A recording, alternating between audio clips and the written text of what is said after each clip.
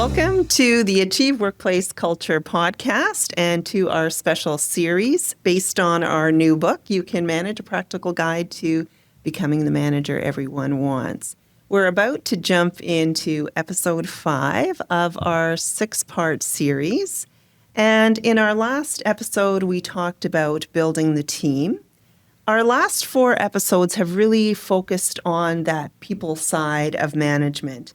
Episode 1, we did like an overview of all of the essentials. Then we talked about what does it mean to start with yourself as a manager, your people, your team. And now we're focusing on moving into the spotlight, moving the spotlight to the work itself.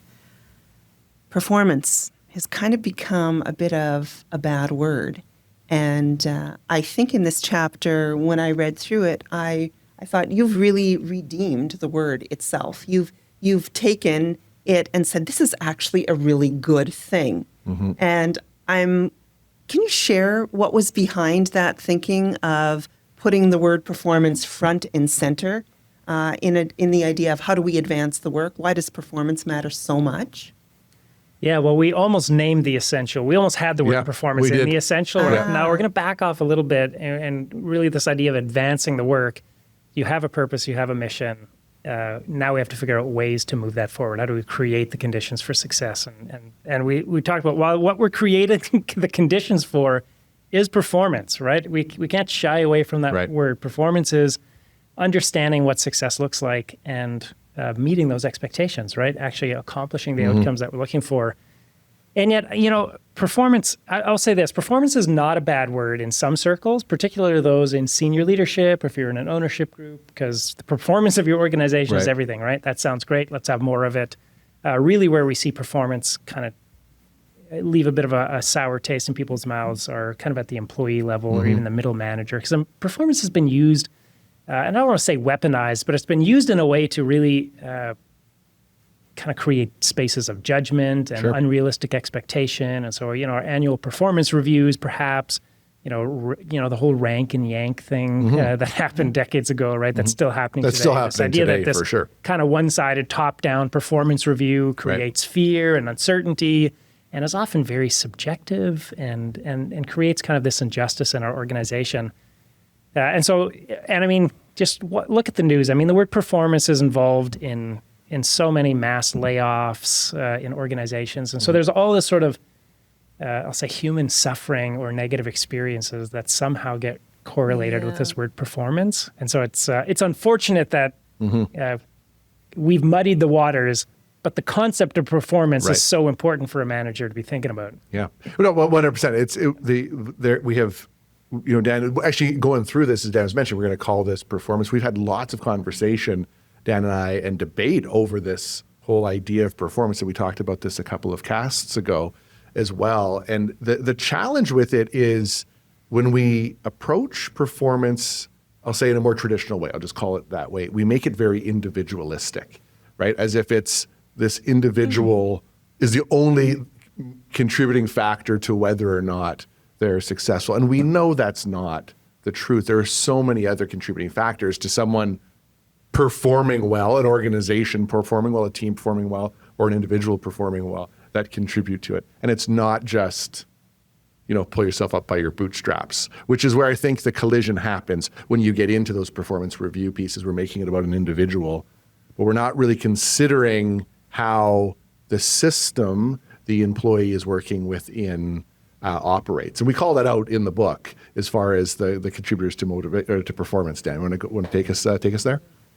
Yeah, I mean, you've nailed it. I think this individualistic attitude is part of the problem, for sure. And when we actually look at what contributes to performance, so much of it isn't actually about the individual, right? It's the environment that they're in. And so there's a formula that comes out of behavior science, and I can't give you the proper reference for it right now, but it goes performance or behavior equals M times A times E, which means motivation times ability times environment, right? So it's the idea that these are the components, right? So there has to be a motivation. I have to want to do a thing, right? So there has to be some level of motivation and ability. I have to have the ability to do it, right? And those operate together. So something is really challenging, I need high ability and motivation, right? And so if those are out of sync, if your motivation is low and the challenge is too high, you're going to bail, right? And sometimes your ability is high and you'll do it, but you don't have much motivation, but you can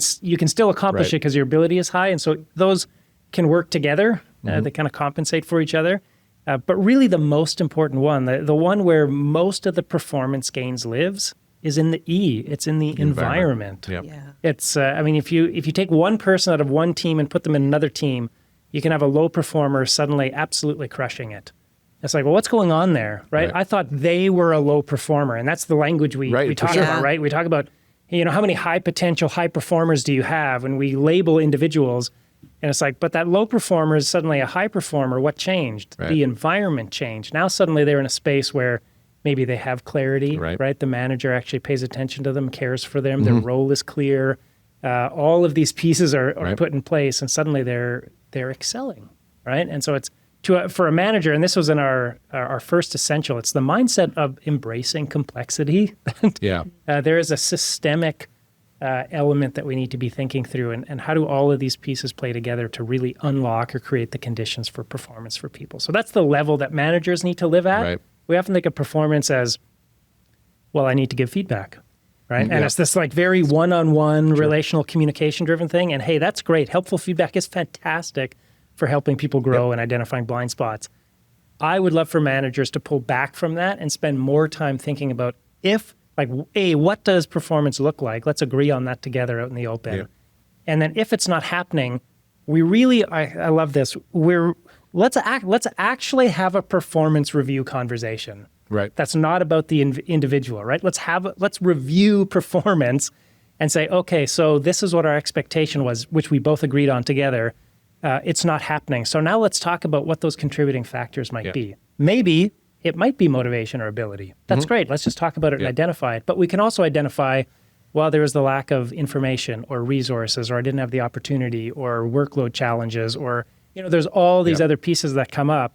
I would love it if performance review conversations really were just a more objective, shared conversation over what were the hurdles that we experienced and how do we clear them. And that's it, that we experience, as opposed to that you experience that got in the way, and we make that individualistic piece. And one of the things to add to that, so I really, that connects well with me, the motivation, ability, and environment, because those are the key. That is the individual and the collective coming together. And one of the things that's really important, motivation and ability. Ability isn't competence. Because you can have someone that might not yet be competent to do something. That doesn't mean they don't have the ability. That's actually why I really like the use of the term ability. So do they have the ability to be competent in this position? Yes. Awesome. They're not there yet, and that's okay. Oh, you're thinking potential almost. Yeah. Do they have the potential ability? But that's it. You could have someone that's not yet competent. I just want to put that in there, because you could have someone that might not yet be competent in a role, but in the right environment, and they're motivated, the potential can be realized, and they can be competent. Which is why the use of the term ability is so important. Yeah, and yet, I think that mindset of believing people have potential is so important as a manager. Yeah, that's how it connects. Also, sometimes people don't have the competence, right? Well, that's it. And so let's be real about that and figure out, do they need coaching? Do they need training? Do they need, there's all sorts of ways to increase that competence. There you go. So then let's figure out. And if we uncover through that together that they actually just don't have the ability to do the role, okay, then that's going to affect performance. But it isn't an individualistic thing that all comes out from we can. Well, so I shared the story in the book, but I remember I worked in nonprofit for years, and then I took a brief stint in construction. I wanted to learn carpentry. This was way out in left field for me, okay?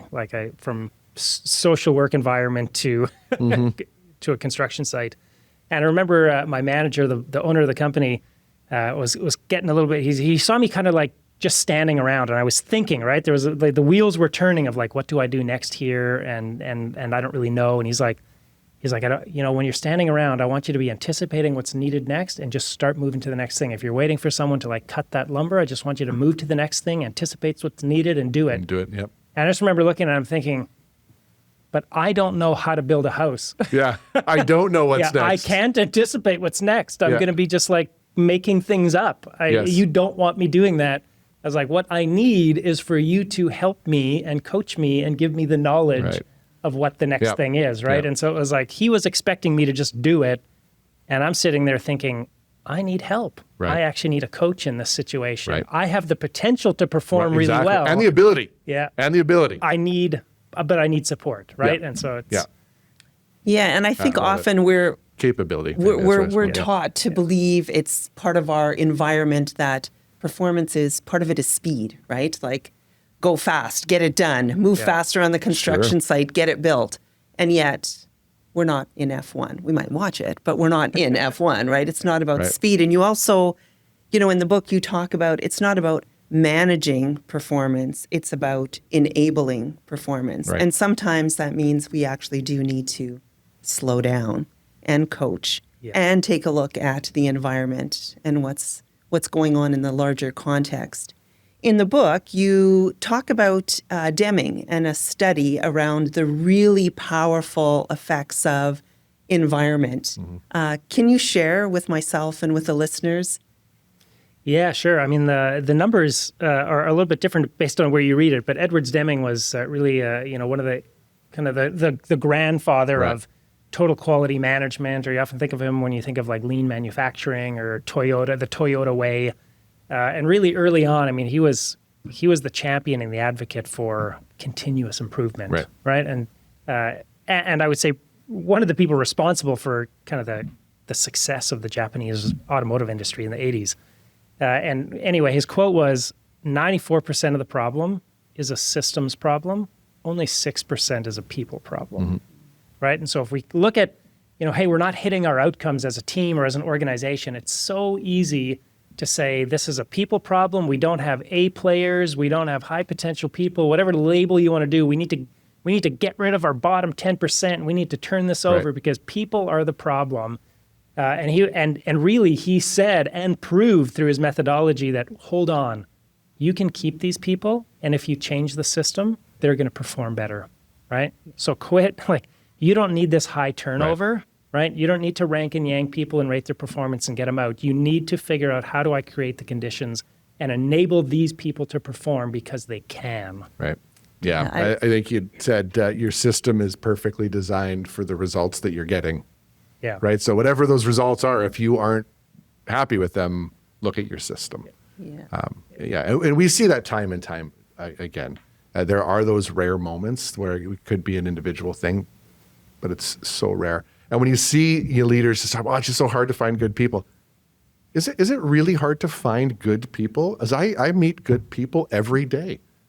But is the system they're operating in getting you to where you need them to be and where they need to be? Yeah. Yeah, and I often get pushback from managers, when we say this whole, 94% of the problem is a systems problem. And they just look at me and it's like, you don't know my people. Yeah, right. Yeah. It's like, it's definitely the people. And it's like, I don't want to discredit that. Like, sometimes people really are in the wrong role. Oh, yes. Right? This isn't, this job is not designed for their particular abilities, interests, and passions. That's fine. Identify that and then find a place for them to excel. And sometimes they just aren't, they're not even the right person for your organization. I agree with that as a possibility. Yes. I just don't think we should go there first. Well, and even if that is a possibility, a system got you there. Yeah. You hired them in, you brought them in, all of those things. I think that links back to it. And I think even hearing, you share that, Dan, kind of validates what we're talking about here, that's an environmental piece. Yeah. Right. So you have managers, and don't get me wrong, you're absolutely right. The manager's frustration is real. They're not getting what they need. I understand that. But if it's just like, you don't know my people, no one's good here. It's like, well, what sort of environment do you think that is creating for people? If that is, because even if you don't say that to them, they know that's what you're feeling. Right? So it all links back to everything we've been talking about here. Yeah, so that improving the system is very important. It's the context in which people are working in. You outline 2 other areas in the book in terms of advancing the work. You talk about mapping the strategy and creating accountability. For our listeners, can you give us just a little bit of an overview? Let's start with map the strategy. And you talk about the football, the scorecard. Can you elaborate on that idea? If we're thinking about advancing the work, mapping the strategy, what does that mean for a manager? Yeah, well, it's getting clear on how what does success look like, as Dan mentioned before, and how we're actually going to get out there, and not leave it to assumptions, right? It does come back to what is the system in which we're going to use to get there. And if you use football as an analogy, there is a system at play that's going to advance, even though there's some great people there. Dan, feel free to chime in on this one. Yeah, mapping a strategy is really, sometimes I included this in the book and people push back a little bit because they're like, well, I'm a manager. My job isn't strategy. That's what the executive team does. Mm-hmm. I was like, no, you're abusing this word. Strategy is every manager's job. It's every team has to figure out what is the strategy we will use to accomplish our goals and overcome our challenges to accomplish our purpose. So every team has to think strategy. Every manager is a strategist. Part of that is getting really clear on what are our challenges and what are our goals and how can we get creative in overcoming those things. And to your example, Wendy, what you talked about is let's just make sure we have a really good idea of, do we all know what success looks like? Like, do we know when to cheer? Do we know when to... So there was this example, the story of, it was one of the Heath brothers in their book, Decisive, that they read years ago. And they were at this college football game in the U.S., which, we're in Canada, but so college football is not as big a deal massive, here. In the U.S., huge deal. And he was at this game, and actually there was just, I think it was Hurricane Katrina had just happened recently and took out the scoreboard at this college stadium. And so they had no scoreboard, but they were watching this football game. He said normally this like electric audience was suddenly quiet, disengaged, because it's like, wait a minute, what's the score? What just happened? How much time is left? Right? Like we've lost all sense of context. People didn't know when to stand up and cheer. They didn't know when to, and so this audience was just kind of disengaged and on their phones. I was like, and he makes the connection. I was like, this is so much like organizations, right? When we don't know the score, we tend to be disengaged because it's like, are we winning? Who's winning? What does winning even look like? How much time is left? What are we trying to do here? And I just think as leaders, like your scorecard doesn't need to be super robust and detailed, but you need to have some shared idea of what are we gonna see when success happens? What will happen that will cause us to high five each other and stand up and cheer, and what will happen that will cause us to regroup and take a time out and figure out what do we need to do different, when do we need to adjust our strategy to but it's something that honestly most teams function without. We don't have a scorecard. Right. We don't know. Absolutely. We don't know when to win. And so to me, that's a key part of how do we advance the work? Let's at least clarify what performance looks like. Yeah. So map the strategy, improve the systems. Can we talk just very briefly about the third element, the empowered accountability? Yeah, well, I think just built this way by design, but I think that's by doing that, then you're actually empowering people to be able to perform within that, and then now that we can hold the system accountable, the individuals within the system. These are all of the components needed are now in play. Normally, accountability is another word that has been dirtied. When something's not going wrong, we just kind of jump to accountability. Who are we holding accountable? But by empowered accountability is a whole different approach. That's really looking at all the subtotal that now we actually can go into this. And you actually, in many cases, Dan, feel free to speak into this. People are taking accountability on their own because they know full well where they fit, how they've contributed, what systemic piece. That's what this all that makes so much sense because you've got the strategy, you've improved the system, and now there's clarity between the strategy and the system, and now the individual finds their place in that, and so that accountability becomes very transparent, actually. Yeah, that's right. Make it hard to hide low performance, right? Or as one of our actually endorsers for the book said, make accountability inevitable. Bake it into the system, right? Don't rely on a manager spotting it and giving it feedback.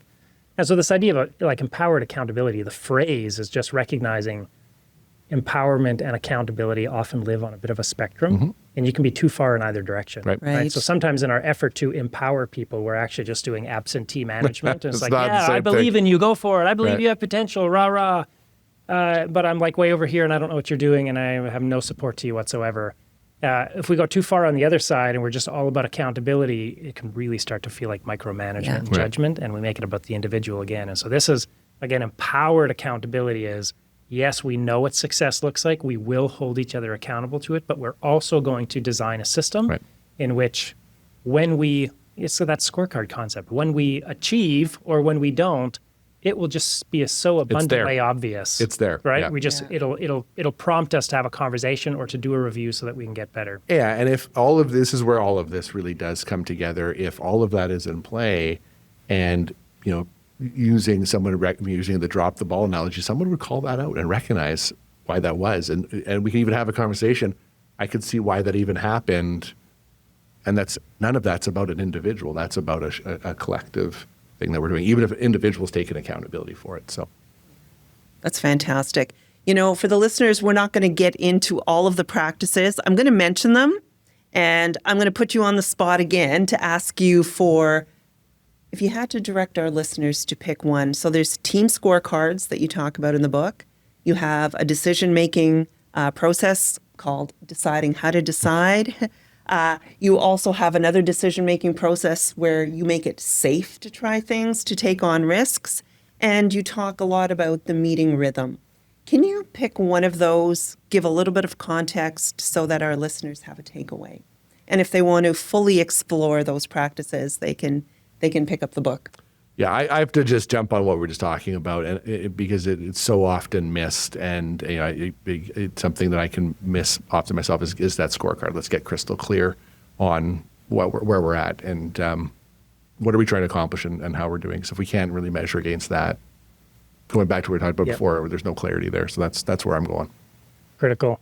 I want to I hesitate to even say it because we could talk for hours on this. I want to say the meeting rhythm. Right? There's so much hate thrown on, there's so much shade thrown on meetings today.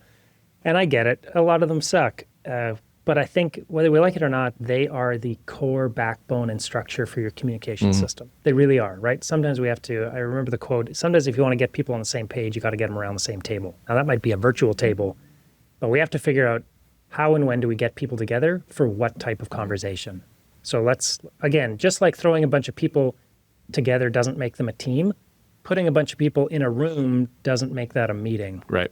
That's just wide open, unstructured conversation, right? So as a manager, you actually have to think a little bit more like a facilitator. Say, what do we want to accomplish in this time together? What is the conversation we want to have? What are the conditions we want to create in this room? What's the agenda? What's the purpose? All of those things. And so a manager as facilitator, to me, is such a key set of skills and a role to embrace. Lovely. In summary, I'm hearing loud and clear that performance is actually a really good word, and that when managers can clarify their strategy, they can improve the system, balance empowerment with accountability, that performance becomes a natural outcome of that. So not something to be done to people, but something for managers to empower their teams towards performance. And if you enjoyed this episode, please join us for our final episode where we're going to be talking about strengthening the organization. Again, thank you so much for joining us for this conversation. If you enjoyed it and would like to go deeper or have your team work directly with the ideas that we explored here today, we would really love to hear from you. We offer training in the area of management, along with keynotes, lunch and learns that bring these concepts to life for your organization. So just reach out to us. We'd love to start the conversation. And if the content resonated with you, you can order the book directly from our website at achievecenter.com. It's also available on Amazon. And for those of you who would rather listen, you can also find it on Audible. Until next time, thanks for listening, and we'll see you in the next episode where we will be talking about strengthening the organization.